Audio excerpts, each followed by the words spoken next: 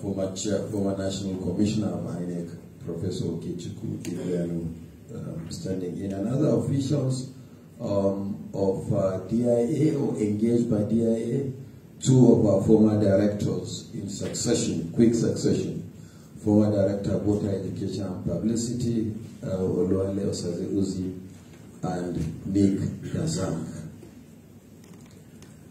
Good to see you, the National Commissioners, with your two eyes still open after all these days here in Lagos. And good to see our host, the Resident Electoral Commissioner, Lagos.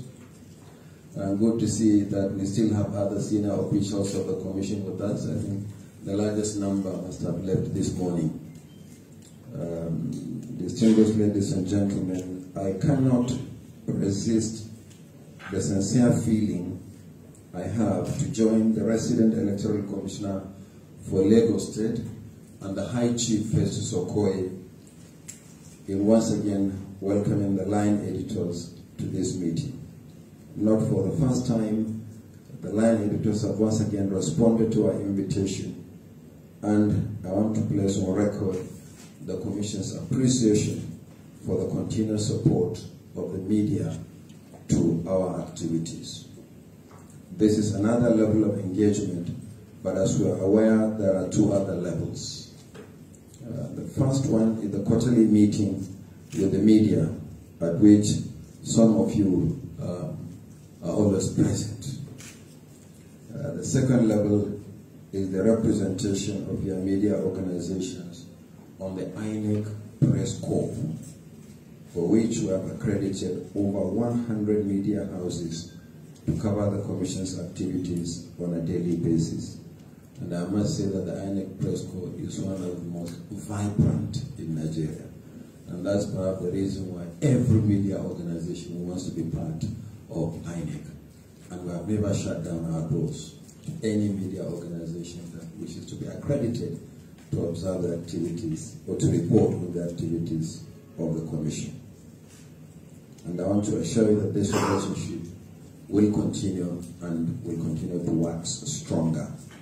So my task this morning is simple. I've always asked myself this question: if I am asked to give a keynote address, what really does it mean?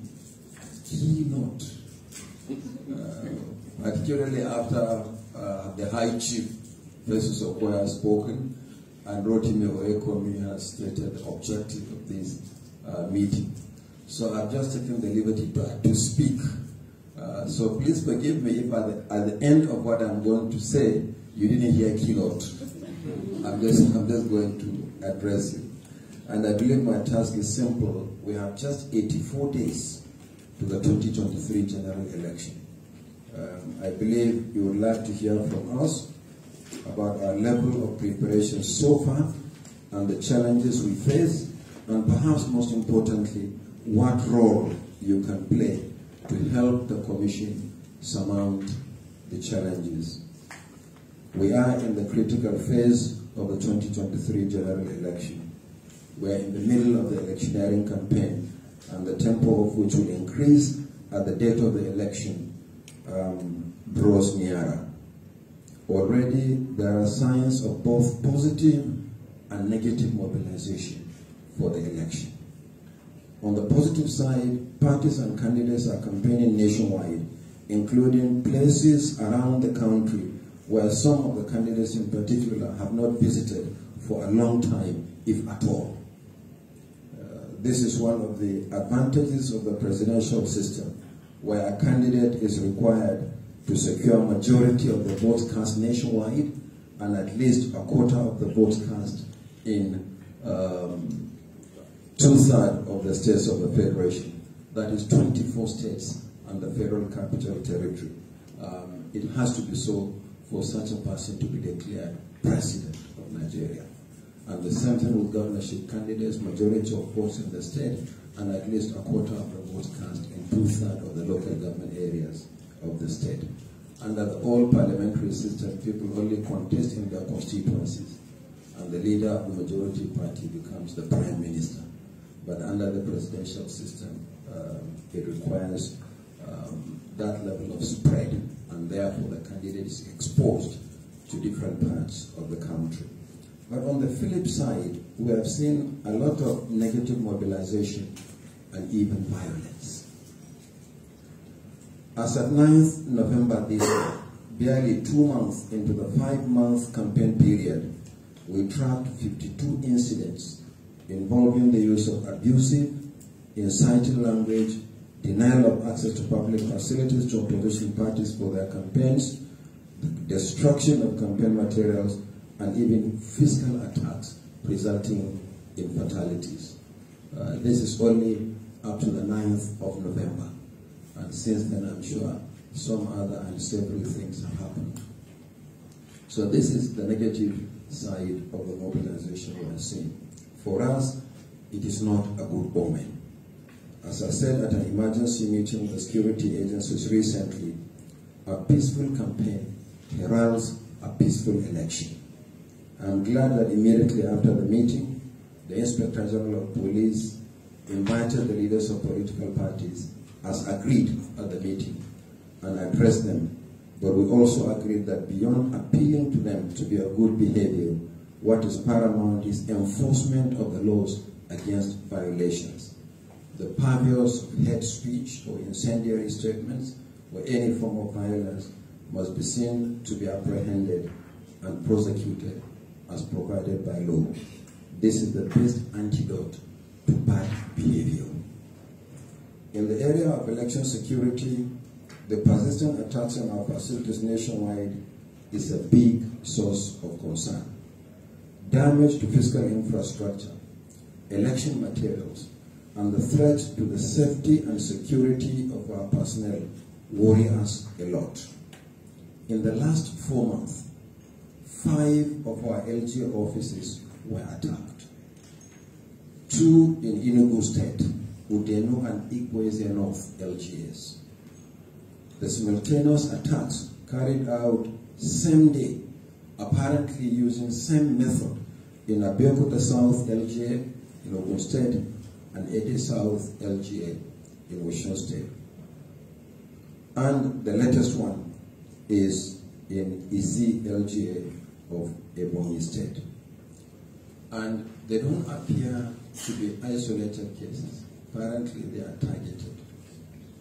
If you take the case of Izi local government office in particular, in spite of the financial challenges that we are facing, we try as much as possible to renovate these local government offices.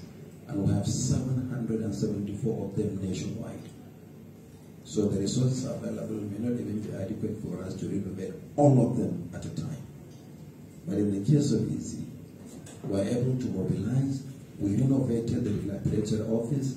Our officials moved in on Friday, but the office was completely destroyed the following Sunday, only 2 days later. So we are really, really worried. Now we have assured Nigerians that we'll keep replacing lost or damaged items, but with less than 3 months to the election, we can't, and our ability is severely challenged. We can't continue to replace those lost or damaged items. Our ability to do so has a limit. Therefore, it is in everybody's interest, and we appeal to the security agencies, traditional community leaders, all well-meaning Nigerians to join us, so that we don't create the impression that saboteurs and arsonists can go scot-free in our country. Our country must be one that is based on the rule of law.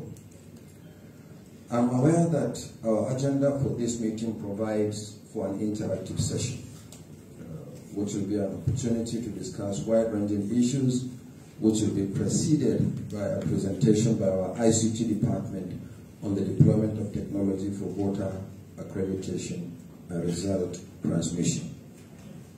But before then, I would like to appeal to the line editors for your continued cooperation and support to tackle the menace of misinformation, disinformation, and fake news. Often the intention of the purveyors of such news is to impugn the credibility of the election management body or its officials, or to delegitimize elections.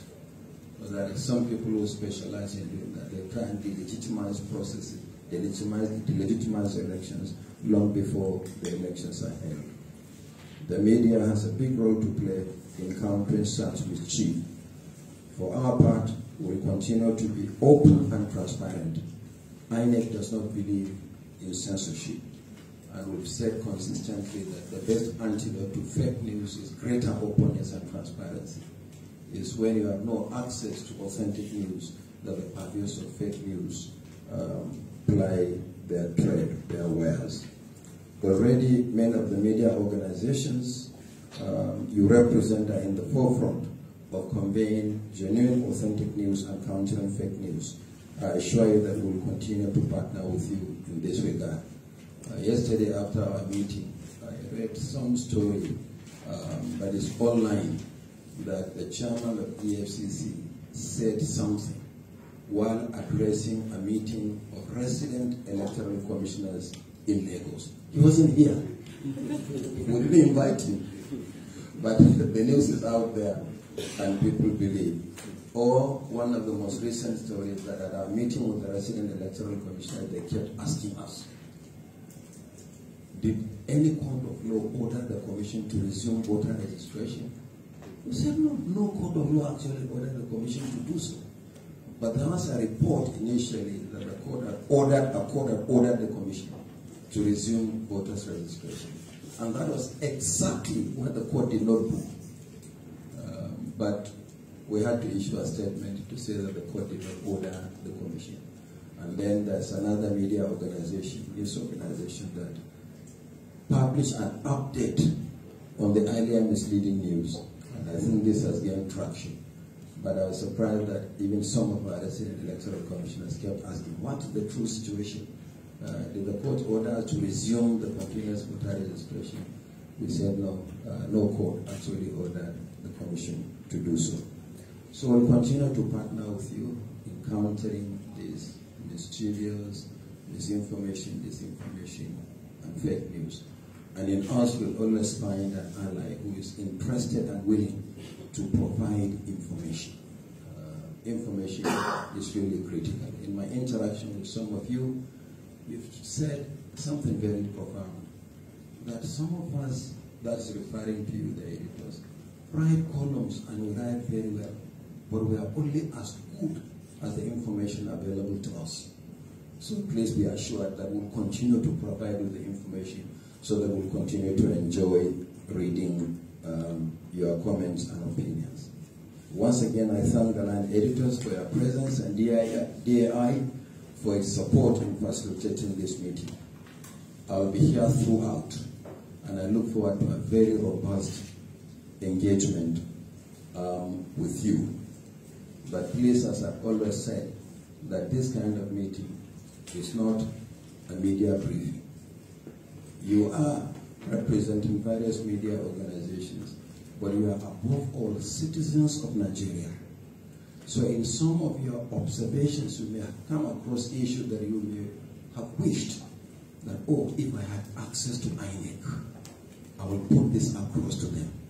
Today is the day when you have access to the INEC chairman and the national commissioners to do so. God bless you all.